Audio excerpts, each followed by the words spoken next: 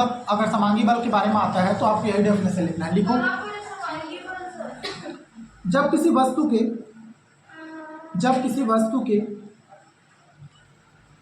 एक ही बिंदु पर कार्य करने वाले समस्त बलों का परिणामी बल शून्य होता है। समस्त बलों का परिणामी बल शून्य होता है तो वस्तु संतुलन में होती है।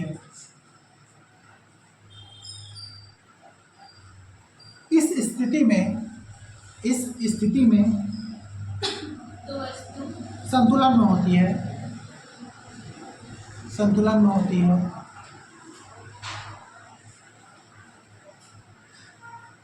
इस स्थिति में वस्तु पर कार्यरत बल संतुलित बल कहलाता है। इस स्थिति में वस्तु पर कार्यरत बल संतुलित बल कहलाता है। इस स्थिति में वस्तु पर कार्यरत बल संतुलित बल कहलाता है। ध्यान देना इधर बोर्ड की तरफ। देखो, ये यहाँ पर एक पेंट रखा हुआ है, मान लीजिए, ठीक है बोर्ड। मैं इसको इधर से खींच रहा हूँ, इधर से भी खींच रहा हूँ, इधर से भी खींच रहा हूँ, इधर से भी खींच रहा हूँ, यहाँ से भी खींच रहा हूँ, यहाँ से भी खींच रहा हूँ, यहाँ से भी खींच रहा हूँ, यहाँ से भी खींच रहा हूँ।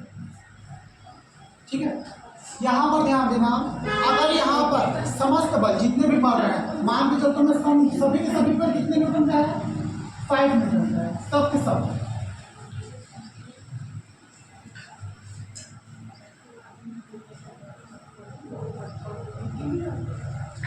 ठीक है, समस्त बल अगर सभी के सभी बल क्या हो, एक ही न्यूटन का हो, जैसा कि आपको दिख रहा है डायग्राम में। ठीक है, तो आपको जो अभी थ्योरी लिखा हो वो यही कहता है समस्त परिणामी बलों का, ठीक है, संतुलन क्या वस्तु अगर संतुलन में हो, समस्त बलों के परिणामी बल क्या हो, शून्य हो जाता है। कैसे शून्य होगा, अगर इन सभी बलों से मैं बॉडी को खींचता हूँ, ठीक है, तो बॉडी कहाँ जाएगी, स्थिर रहेगी। रीजन क्या रहता है, क्योंकि अगर मैं इधर से खींच रहा हूँ नीचे से भी खींच रहा हूँ, अगर इधर से खींच रहा हूँ इधर से भी खींच रहा हूँ, इधर से इतना सारा फोर्स होने के बावजूद भी क्या है, बॉडी स्टेबल है। तो यही कहलाता है समांगी।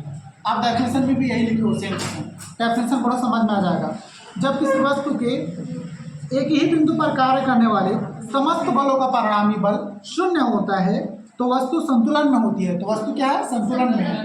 ठीक, इस स्थिति में वस्तु पर कार्यरत बल संतुलित बल कहलाता है। इसी को आप समांगी बल बोल सकते हो, यही क्या कहलाता है, संतुलित बल। तो अगर क्वेश्चन में अगर आया आपके पास संतुलित बल क्या है, तब भी यही डेफिनेशन लिखोगे जो लिखा हूँ। समांगी बल है तब भी क्या लिखोगे, यही डेफिनेशन लिखोगे। चलो 3-4 ऑप्शन बना लेते हैं।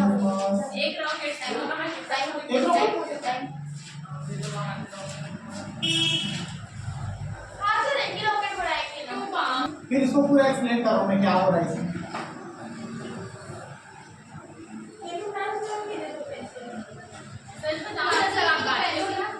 नहीं, मेरा आवाज खराब है, चल चलाने के बाद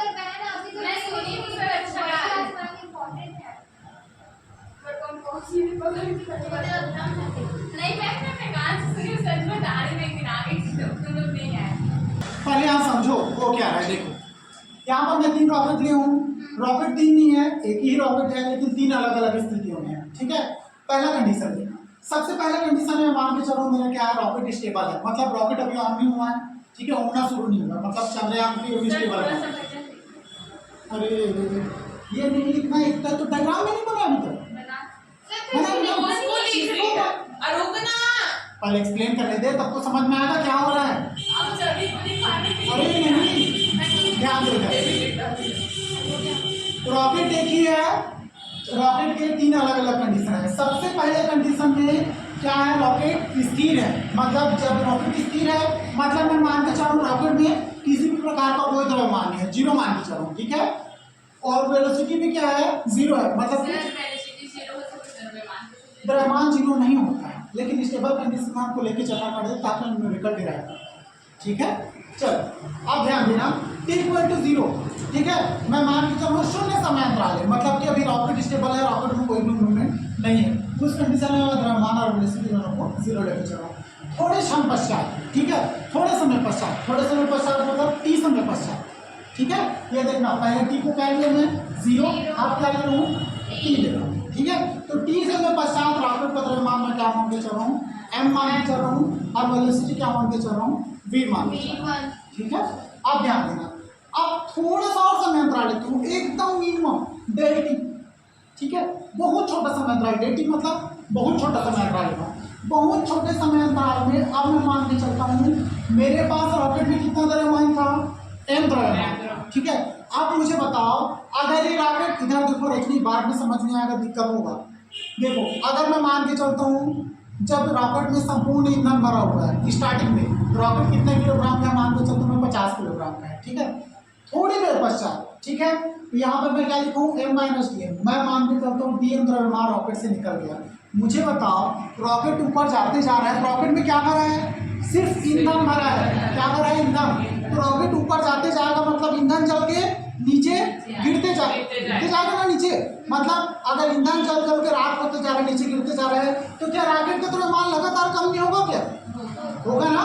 रॉकेट ऊपर उड़ते जाएगा, उसका द्रव्यमान कम होते जाएगा, यही चीजें है। मान के चलो मैं रॉकेट इस कंडीशन में द्रव्यमान था, यहाँ पर थोड़ी देर पश्चात, कुछ समय पश्चात ये रॉकेट से जस्ट रॉकेट ऑन हो रहा है तब का कंडीशन है, ठीक है। ये स्टेबल कंडीशन है, ये रॉकेट जस्ट स्टार्ट हो रहा है तब का कंडीशन है, मतलब अभी तक कोई भी द्रव्यमान इसका चला नहीं है। ये वाला कौन सा कंडीशन है, थोड़ी देर पश्चात जब रॉकेट में द्रव्यमान चलना शुरू हो गया, यहाँ पर m द्रव्यमान था, dm द्रव्यमान चल के किधर आ जाएगा, नीचे, रॉकेट के नीचे की तरफ आएगा ना। तो m द्रव्यमान में dm को हमको माइनस करना पड़ेगा कि नहीं करना पड़ेगा, तो m माइनस dm, मतलब इसका द्रव्यमान कितना, द्रव्यमान कम हो गया, मान के चलिए dm द्रव्यमान, d क्या शो करता है, बहुत ही सूक्ष्म या अल्प, dt पे भी लिखा था, यहाँ पे कहाँ पे लिखा हूँ, dt ले देखो, अल्प समय अंतराल, तो यहाँ dm क्या शो करेगा, अल्प द्रव्यमान, बहुत ही कम द्रव्यमान, ठीक है। तो ये तीनों अलग अलग वही कंडीशन है। तो यहाँ पर थोड़े समय बाद क्या होता है, इसका dm द्रव्यमान चलकर नीचे गिरता है, तो वेलोसिटी पहले v थी, ठीक है। अब थोड़ा सा और वेलोसिटी बढ़ जाएगा, इसका बढ़ेगा कि नहीं बढ़ेगा, ऊपर जाते जाएगा, लगातार वेलोसिटी बढ़ते जाता है। तो रॉकेट याद रखना हमेशा, जितना वेग से यहाँ से कुछ ऊपर जाते हैं उतना ही ज़्यादा उसका वेलोसिटी धीरे धीरे करके बढ़ते जाता है। निश्चित वेग तक तो बिल्कुल बढ़ता है, जब तक कि हमारा जो गुरुत्वाकर्षण का पथ होता है ना, जो पृथ्वी का, उसको छोड़ न दे तब तक इसका वेलोसिटी बढ़ता है, ठीक है, लगातार। तो ये चीज़ें होती है। तो ये दिनों में पहले वाला में स्थिर है, t इक्वल टू 0 लिखो ना, मतलब अभी क्या है, शून्य समय अंतर, ठीक है। बॉडी में रॉकेट में कोई भी मूवमेंट नहीं है, t इक्वल टू t में मतलब इसी समय अंतराल में क्या हो रहा है, रॉकेट ऑन हो रहा है, मतलब अभी ऑन हो रहा है, घूमना नहीं है, कोई भी द्रव्यमान अभी चला नहीं है, मतलब जस्ट ऑन होने की कंडीशन में है। यहाँ पर रॉकेट का द्रव्यमान क्या है, m है, वेलोसिटी क्या मान के चलो, स्टार्टिंग वेलोसिटी, स्टार्टिंग द्रव्यमान है, ठीक है। तो इसमें t equal to t, m द्रव्यमान और v वेलोसिटी, ठीक है। अब यहाँ पर देखो, इस कंडीशन में क्या हो जाएगा, रॉकेट का तो थोड़ी देर के बाद जब रॉकेट में चलना शुरू होता है तो इसका m द्रव्यमान था, रॉकेट हल्का से भी अगर चलना शुरू हो गया, चल रहा है मतलब थोड़ा ऊपर जाने वाला, तो dm द्रव्यमान चल के नीचे आ जाएगा, आएगा कि नहीं आएगा, ठीक है। तो ये तीसरा कंडीशन है, अब रॉकेट घूमने के लिए तैयार हो, उड़ रहा है आपका, ठीक है, तब का कंडीशन है। तीन अलग अलग कंडीशन है, तीन अलग अलग द्रव्यमान है, और यहाँ पर जितना थ्योरी लिखूंगी सारा कुछ यही लिखूंगा जो अभी तक बताया हूँ, ठीक है। तो यहाँ पर थ्योरी जो आपके हिसाब से भी थ्योरी लिख सकते हो, यहाँ पर लिख रहे हैं जो भी थ्योरी लिखे हैं सब कुछ वही है जो नीचे लिखे हैं। मान लो समय अंतराल t है और t प्लस डेल टी के मध्य ईंधन का dm द्रव्यमान जल जाता है, लिखा है ना, जिससे रॉकेट का वेग v से बढ़कर v प्लस डी हो जाता है, लिखा है कि नहीं लिखा है, पूरा लिखा है ना,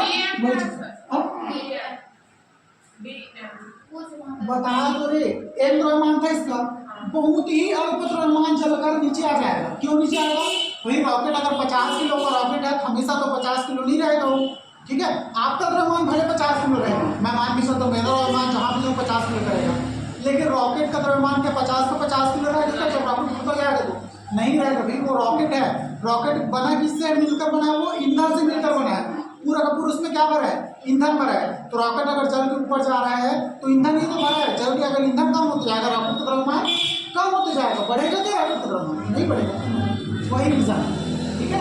तो ऐसा बिल्कुल नहीं सोचना। मैं बोला कि वस्तु का द्रव्यमान हमेशा हर जगह एक समान होता है, लेकिन रॉकेट के केस में रॉकेट तो चलते जा रहे हैं ना, तो इसका द्रव्यमान एक जैसा कैसे हो सकता है, लगातार कम होगा इसका द्रव्यमान। तो वही है m माइनस डी एम, द्रव्यमान चल के क्या हो गया, नीचे जा रहा है। नीचे क्यों आएगा ना, आप ध्यान देना, जो द्रव्यमान चलकर नीचे की ओर आ रहा है उसकी वेलोसिटी क्या मान के चल रहे हैं हम लोग, वेग क्या मान के चल रहे हैं, u। रॉकेट के वेग को v मान के चल रहे हैं, और जो द्रव्यमान चलकर नीचे आ रहा है उसके वेग को क्या मान के चल रहे हैं हम लोग, u मान के चल रहे हैं। यहाँ पर लिखा है गैस का वेग, ठीक है। तो रॉकेट चलने के बाद जो पीछे पर धुआं फेंकता है, ठीक है, जो द्रव्यमान है तो उसका वेग, उसको हम लोग क्या बोलते हैं, गैस बोलते हैं। जो धुआं उठता है उसको क्या बोलते हैं, गैस। तो ये u क्या है, गैस का वेग है। यहाँ पर पूरा डिटेल में लिखो, और इसी के ऊपर पूरा न्यूमेरिकल डिराइव करेंगे। चलो लिखते जा रहा हूँ, ये लिखते जाओ पूरा।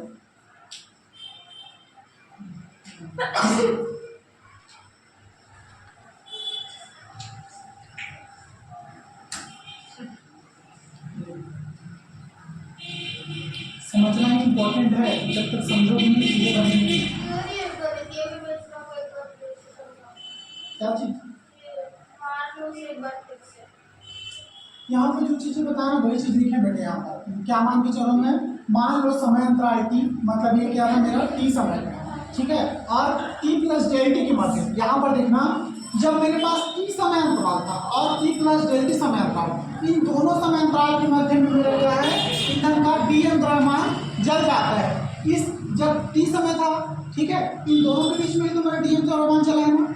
ये क्या था, स्टार्टिंग कंडीशन। अब रॉकेट जस्ट चलना शुरू हो रहा है, लेकिन अभी तक चला नहीं है द्रव्यमान, वैसे का वैसे ही है।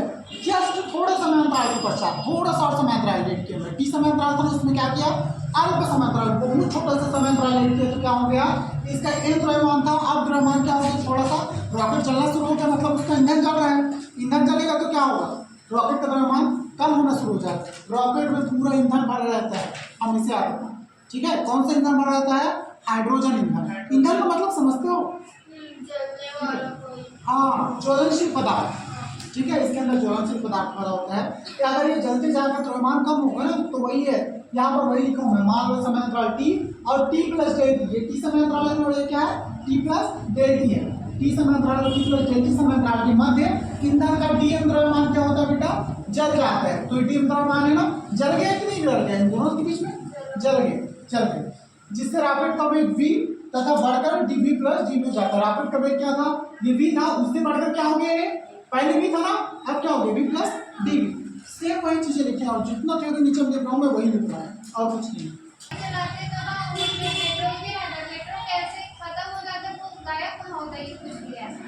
हाँ सर, चलो ठीक है। उसमें भी क्या हो गया, जो गैस का वेग u हो जाएगा, पीछे जाएगा ना, तो क्या हो गया, गैस के फॉर्म में निकलेगा कि नहीं निकलेगा। अब मेरे को बताओ, चलो मैं मान के चलता हूँ आपकी गाड़ी 50 टन की है, ठीक है, 2 लीटर पेट्रोल डाला है, तो क्या गाड़ी का वेग नहीं बढ़ा, द्रव्यमान बढ़ा कि नहीं बढ़ा, तो कितना हो गया, कितना बोलेंगे हम लोग, 50 टन प्लस 2 लीटर। गाड़ी का द्रव्यमान कितना है, 50 टन प्लस 2 लीटर। लेकिन वो 2 लीटर क्या है, द्रव्यमान बढ़ा है, लेकिन गाड़ी चलती जाएगी तो क्या 2 लीटर का पेट्रोल हमेशा 2 लीटर रहेगा, नहीं, चल गाड़ी चलती जाएगी, उसका पेट्रोल क्या हो जाएगा, उड़ते जाएगा। तो उसमें भी क्या भरा है, ईंधन भरा है, यहाँ पे रॉकेट का द्रव्यमान, हाँ गैस के फॉर्म में आके उड़ जाता है। कंबंशन होगा ना, कंबंशन मतलब जलना, ईंधन अगर चलेगा तो गैस के फॉर्म में उड़ जाएगा। सेम चीज रॉकेट के साथ होती है, लेकिन रॉकेट में भी क्या होता है, ये तो खोखला डब्बा है, इसका द्रव्यमान उतना नहीं होता है। पूरा का पूरा द्रव्यमान इसका कितना होता है, किसका होता है, ईंधन का होता है, जिसमें लिक्विड फॉर्म में भरा जाता है हाइड्रोजन, उसका द्रव्यमान होता है, ठीक है। उसकी वजह से वजनी और भारी होती है, ऊपर उठते जाएगा, ईंधन खत्म होते जाता है, रॉकेट खत्म होते जाता है। देखो ना, कभी कभी यूट्यूब में वीडियो सर्च किया करो, रॉकेट कैसे उठा है देखा करो, और अंत तक देखा करो रॉकेट कैसे जा रहा है, मैं देखता हूँ। और जाते जाएगा कि इसमें बहुत सारे प्रोपेलर लगे होते हैं साइड में, वो अलग के गाते जाते हैं, और जब फाइनली चंद्रमा, हाँ छोटा सा बच्चा है, ऊपर में ये मुंडी में लगा रहता है, जितना है सामान यहाँ पे रखा रहता है प्रज्ञान रोवर, ठीक है। ये पूरा का पूरा ईंधन वाला हिस्सा नीचे यहाँ पे रखा रहता है रोवर ऊपर, तो ये वाला हिस्सा गुब्बारा के फॉर्म में जाके चंद्रमा में उतरता है। चलो यहाँ पे गणितीय विवेचना में सबसे अच्छी चीज थी, मान लो समांतराल t है और t प्लस डेल टी के मध्य इसका कितना dm द्रव्यमान जल जाता है। ये t समांतराल था ना, और ये क्या था, t प्लस डेल टी समांतराल। इन दोनों के मध्य पहले इसका द्रव्यमान m था, थोड़ी देर बाद क्या हो गया, जब रॉकेट चलना शुरू किया तो m मतलब dm द्रव्यमान जल गया, तो मैं टोटल द्रव्यमान में क्या करूंगा, dm घटा दूंगा, ठीक है, क्यों घटा रहा हूँ, डी एम द्रव्यमान चल के नीचे हो गया ना। तो बचा हुआ अगर मेरे को द्रव्यमान निकालना हो तो कैसे निकालूंगा बचा हुआ द्रव्यमान, भाई जो द्रव्यमान चला है उसको तो माइनस कर लूंगा ना मुख्य द्रव्यमान से, तभी निकलेगा ना बचा हुआ द्रव्यमान। तो मैं बचा द्रव्यमान क्या हो गया, ए माइनस डी एम। सारी चीजें वहीं पर लिखी है, यहाँ पर लिखा है ईंधन का डी एम द्रव्यमान जल जाता है जिससे रॉकेट का वेग v, और v से बढ़कर क्या जाता है v प्लस डेल वी। पहले रॉकेट का वेग v था, थोड़ी देर बाद क्या हो गया, ईंधन जलने के बाद रॉकेट का वेग v प्लस डेल वी हो जाता है। तब नीचे लिखेंगे, मान लो गैस रॉकेट के सापेक्ष u वेग से ऊर्ध्वाधर नीचे की ओर गति करती है। आप ध्यान दो, रॉकेट ऊपर जा रहा है ना, ठीक है, तो जो द्रव्यमान नीचे चल के निकल रहा है उसका वेग क्या हो जाएगा, u मान के चल रहे हैं हम लोग, ठीक है। तो ये गैस नीचे की ओर आएगा कि ऊपर की ओर जाएगा, नीचे की ओर आएगा ना। यहाँ पर वही वर्डिंग लिखा है, मान लो गैस रॉकेट के सापेक्ष u वेग से, इसको u है, u वेग से ऊर्ध्वाधर नीचे की ओर निकलती है, तब रॉकेट के संवेग में परिवर्तन क्या हो जाएगा। अब मेरे को बताओ, संवेग का आपको फार्मूला पता है, v क्या होता है mv। यहाँ पर कोई लिखे संवेग में परिवर्तन p मानते, ये क्या हो गया टोटल का मान p। यहाँ पर मैं क्या लिखूंगा, ये टोटल क्या है m है, और ये क्या है dv क्या है वेग है, ठीक है। तो संवेग में परिवर्तन कैसे लिखूंगा, m minus D M, last condition को देखो, m माइनस डी एम, ठीक है, इंटू डी, ठीक है। अल्प समय अंतराल की है तो किसमें,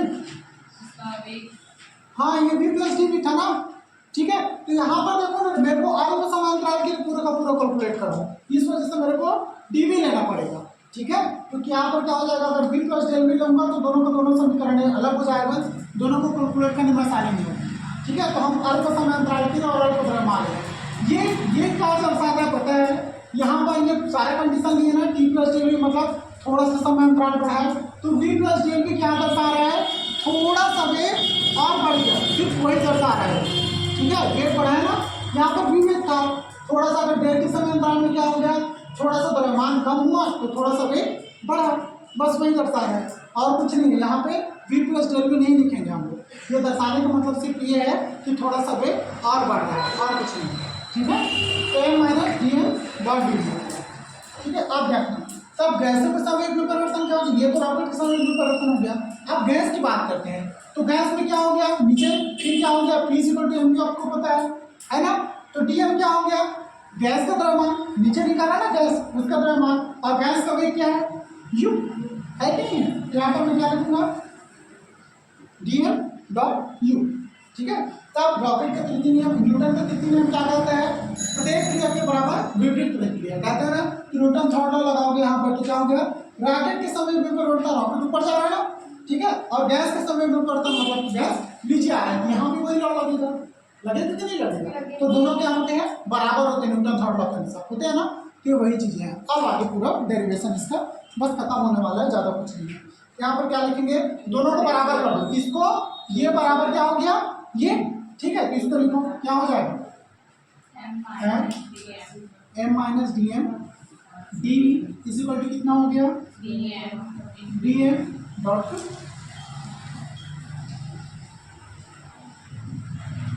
चलो इसको मैं क्या लिख देता हूँ, डी वी को मल्टीप्लाई करता हूँ, कितना हो जाएगा, एम डी वी हो जाएगा ना, M D V minus D M D V, D M D V equal क्या है इधर, डी एम यू,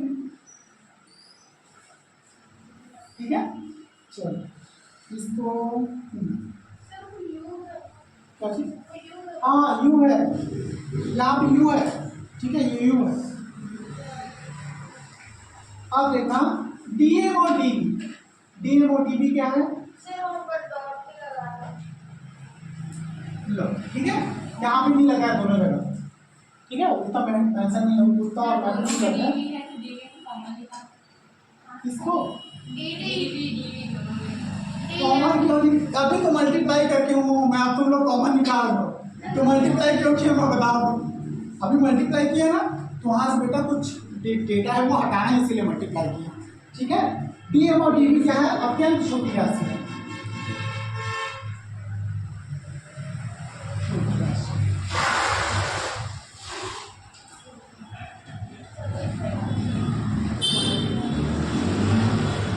आपका इसकी उपेक्षा की जा सकती है। अच्छा, लिखते ठीक है, और इसकी उपेक्षा की जा सकती है, की जा सकती है। ठीक है, अब यहाँ पे मीनिंग देखना ध्यान से, मैं क्या बोल रहा हूँ, डीएम और डीवी, यहाँ पे ये वाला, ठीक है, ये क्या है, अत्यंत छोटी राशि, इसलिए इसकी क्या कर देते हैं, उपेक्षा कर देते हैं। अत्यंत छोटी का मतलब समझते हो क्यों बोल रहा हूँ, मैं हमेशा से बता रहा हूँ, जिस भी राशि को आप डी के साथ लिखोगे वो क्या होगा, बहुत ज्यादा छोटा या नगण्य, लगभग शून्य के समान, शुरू से बताते आ रहा हूँ ना। तो डीएम क्या है, बहुत छोटा द्रव्यमान, और डीवी क्या होता है, बहुत छोटी वेलोसिटी, तो उसको हम लोग क्या कर दिए, नगण्य मान के चल रहे हैं। ठीक है, तो इसकी क्या कर लेते हैं हम लोग, उपेक्षा कर लेते हैं। इस कंडीशन में क्या हो जाएगा, इसलिए M D equal to minus U D. ठीक है, अब ध्यान देना, माइनस क्यों ले रहे हैं, ठीक है, ये भी सवाल में मन में आता है। अब देखो यहाँ पे ध्यान देना, रॉकेट ऊपर की तरफ जा रहा है ना, तो ऊपर की तरफ जा रही है, रॉकेट ऊपर की तरफ जा रहा है, ठीक है, वेलोसिटी ऊपर की तरफ जा रही है, तो अगर इसको पॉजिटिव लेंगे तो इसको निगेटिव लेना पड़ेगा, क्योंकि प्रतिक्रिया में यही होता है ना, तो ऊपर वाले को पॉजिटिव लेते हैं तो नीचे वाले को निगेटिव। लिफ्ट याद करो, याद आएगा, लिफ्ट ऊपर जाती थी पॉजिटिव लेते थे ना, नीचे आए तो नेगेटिव, तो इसको क्या लेंगे, गैस की भाई को यहाँ पर ये, अरे तो इसको यहाँ पर क्यों लिखूं बेटा, डीएम और डीवी को अत्यंत छोटी राशि आता है, इसकी उपेक्षा कर देते हैं हम लोग। ठीक है, उपेक्षा मतलब नगण्य मानना, ठीक है, कोई वैल्यू नहीं है, ये चीजें दर्शाते हैं, तो बचा हुआ, ठीक है, इसको उपेक्षा करने से यही क्यों होता है, क्योंकि इसमें मूल राशि नहीं है। ठीक है, मूल क्या है, इसमें डीएम और डीवी है, इस वजह से इसमें नहीं है मूल, इस वजह से इसको हटा दिए, बाकी को रख दिए। इसमें कोई इशू नहीं है, आगे पीछे मल्टीप्लाई में कोई इशू नहीं है। ठीक है, कुछ भी लिख सकते हो, 3 × 5 लिखो या 5 × 3 लिखो, आना 15 ही है। ठीक है, ये रीजन है, नहीं लगता है प्रार्थना, डॉट टेंशन मत। ठीक है, ये क्या हो गया, समीकरण नंबर 3, रॉकेट का त्वरण। आप ध्यान देना, रॉकेट के त्वरण, चलो कर बताऊं क्या रॉकेट के त्वरण, इसी वक्त देखिए यहाँ पर लिखना, समीकरण 1 के दोनों ओर डी टी का भाग देने का, समीकरण डी टी का भाग देने पर, यहीं तक आता है, जो नीचे आपको के त्वरण लिखना है।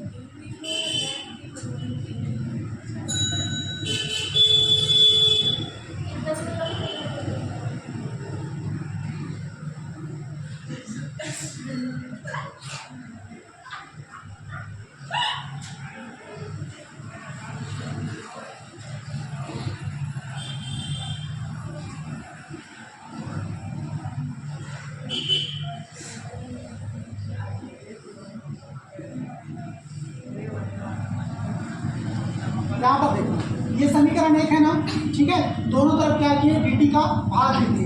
यहाँ पर कौन से वाले dt का भाग किसमें देंगे, सिर्फ टी वाले, dv वाले पोर्शन में देंगे, देंगे कि नहीं देंगे, उसी का भाग देगा। ठीक है, तो dv/dt m को यहाँ पर बाहर करती है, ठीक है, dv/dt माइनस यू dm/, ठीक है, याद रखना dt का भाग सिर्फ डी वाले पोर्शन में ही देते हैं, बाकी पोर्शन में नहीं देते हैं।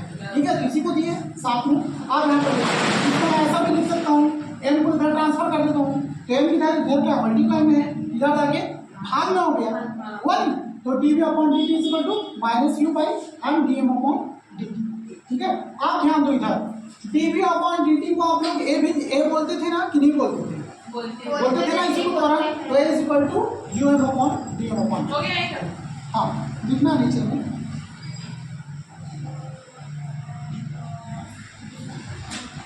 लिखना जो यही राकेश नोधन त्वरण का व्यंजन।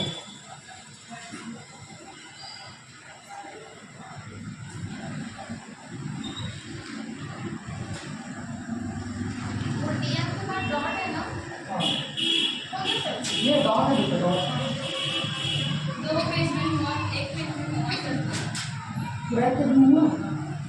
चलो यहाँ पे लिखोगे क्या ए बराबर डी अपॉन डी, ये तो सबको पता होगा आपको। हाँ पता, अम्बेडकर त्वरण है और तो वही त्वरण।